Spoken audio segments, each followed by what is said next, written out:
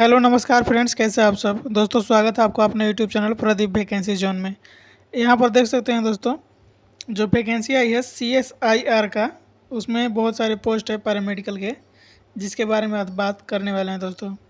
इसका apply date अभी बहुत बचा हुआ है, समझिए तो अभी है, अभी तो 4 दिन आप अप्लाई कर सकते हैं। हालांकि इसमें मैंने पहले भी जानकारी दिया हुआ है, ये लास्ट है इसीलिए थोड़ा बता देते हैं। यहाँ पर 10/7 तक यहाँ पर फॉर्म भरने का डेट दिया गया है। इतने में अगर भरना चाहें तो आप आसानी से भर सकते हैं। इसका वेबसाइट बिहार के वेबसाइट जैसा नहीं है कि काम ही ना कर रहे एक दिन पहले एक दिन बाद तक, ठीक है। यह इसका ऑफिशियल वेबसाइट है, यहाँ जाके आप डायरेक्ट नोटिफिकेशन डाउनलोड करके पढ़ सकते हैं, या तो थोड़ा देर वीडियो में बने रहिए, सब कुछ समझते हैं यहाँ पे, ठीक है। यहाँ पर नेम ऑफ द पोस्ट यहाँ पर देख सकते हैं, टेक्नीशियन का ही पोस्ट है केवल। अनरिजर्व में 30 है, OBC में 27 है, EWS में 8 है, SC में 15 है और ST में 6 है यहाँ पर, ठीक है। यहाँ पर लेवल 2 का पेमेंट मिलेगा 19,000 से 63,000, जो कि बेसिक पे है।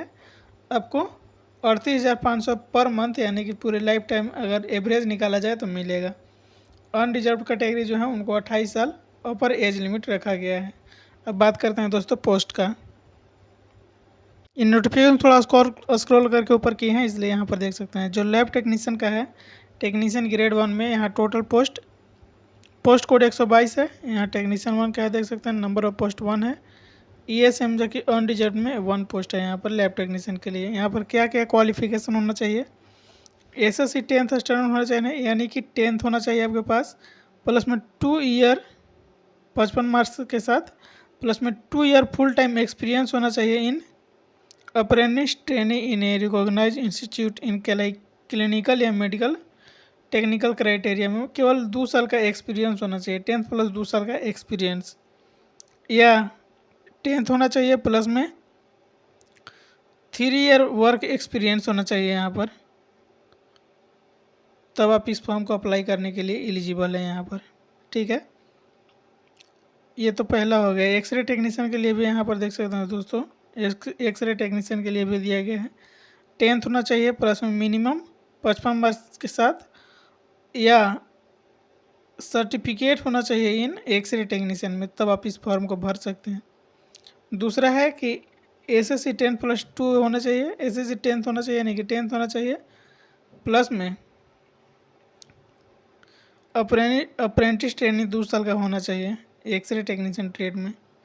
ये तो हो गया ट्रेड। अब जिस ट्रेड के हैं उसको अच्छे से डाउनलोड कर लीजिएगा नोटिफिकेशन और देख लीजिएगा। ये देखिए यहाँ पर हॉस्पिटल असिस्टेंट का है, थोड़ा सा नीचे आइएगा, देखिए यहाँ पर दोस्तों फिजियोथेरेपी का है। लैब टेक्नीशियन की बात कर ही लिए, थोड़ा सा ऊपर जाएगा इसी PDF में तो आपको लैब असिस्टेंट का भी मिल जाएगा। यहाँ पर देख लीजिए दोस्तों, हम लोग बात कर लेते हैं एग्ज़ाम का कैसे होने वाला है। मोड ऑफ सिलेक्शन में यहाँ पर 2 तरह का एग्ज़ाम होगा, स्टेज 1 और स्टेज 2। स्टेज 1 में केवल एक ही एग्ज़ाम होगा, स्टेज 2 में एक ही एग्ज़ाम होगा, लेकिन 3 तरह का होगा, पेपर 1, पेपर 2 और पेपर 3, ठीक है। यहाँ पर पेपर 1, पेपर 2 और पेपर 3, उसके बारे में यहाँ पर डिस्क्राइब कर लेंगे। पहले स्टेज 1 क्लियर करना होगा, उसके बाद स्टेज 2 का एग्ज़ाम आपको देने के लिए बुलाया जाएगा।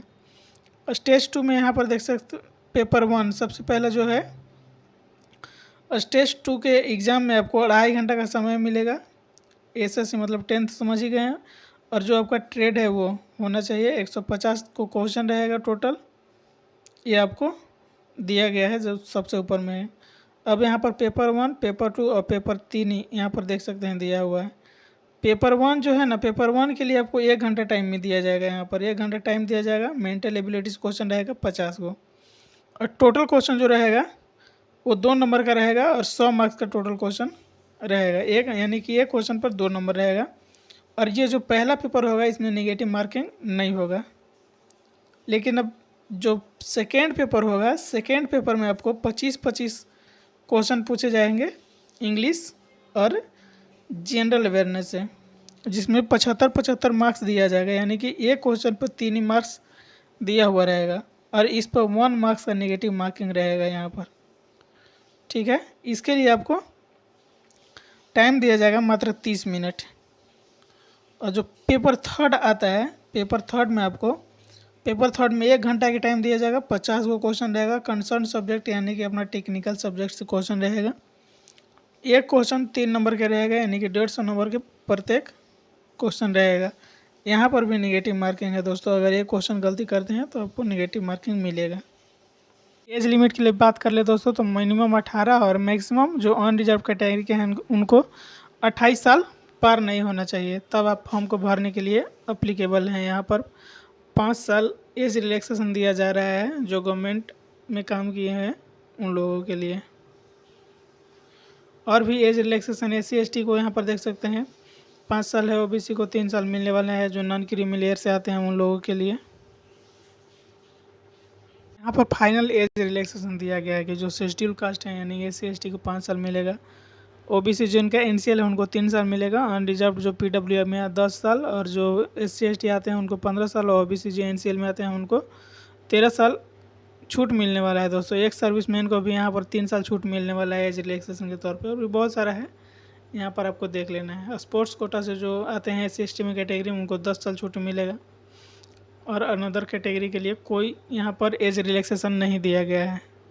आपको अप्लाई करने के लिए मेन वेबसाइट है, आपको सेम यही सर्च करना है। आपको सर्च करके यहाँ पर वहीं से अप्लाई आपको करने का मौका मिलेगा, अप्लाई कर सकते हैं। यहाँ पर देख सकते हैं जो OBC और कैटेगरी आते हैं EWS और जनरल के उनको 500 रुपया, और यहाँ पर SC ST PWOD और ओमेन के लिए 0 एप्लीकेशन फ़ी दिया गया है। एप्लीकेशन फ़ी आपको SBI कलेक्ट से कटाना होगा। बहुत लोग कटाए होंगे तो पता होगा, नहीं होगा तो आप कैफ़े में जाके कटा लीजिएगा। यहाँ पर पूरा प्रोसेस दिया गया है कैसे कटाना है, ठीक है। बस और कुछ है नहीं यहाँ पर दोस्तों। यहाँ पर जितना सर्टिफिकेट लगेगा वो सर्टिफिकेट का यहाँ पर दिया हुआ है। ये आपको इतना सर्टिफिकेट आपको देना पड़ेगा, रखना पड़ेगा। दोस्तों वीडियो अच्छा लगा तो लाइक शेयर सब्सक्राइब जरूर कीजिएगा। नमस्कार।